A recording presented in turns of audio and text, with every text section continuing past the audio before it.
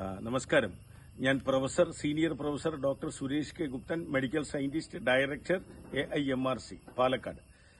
ആദ്യമായി ഇന്നത്തെ ടോപ്പിക് എന്ന് പറയുന്നത് രക്താർബുദത്തെ പറ്റിയാണ്.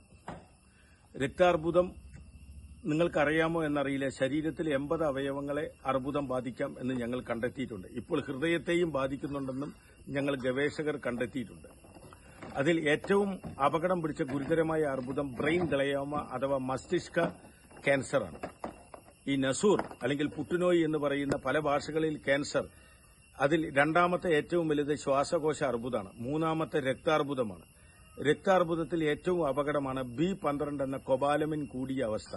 അതുപോലെ വൈറ്റ് ബ്ലഡ് സെൽ 11,000 മുകളിൽ കയറിയാൽ രക്താർബുദത്തിന്റെ ആരംഭമായി. ഇതിന് ഗവേഷകരായ ഞങ്ങൾ കണ്ടെത്തിയ അത്ഭുത മരുന്ന് തികച്ചും പ്രകൃതി സൌജന്യമായി നൽകുന്നു.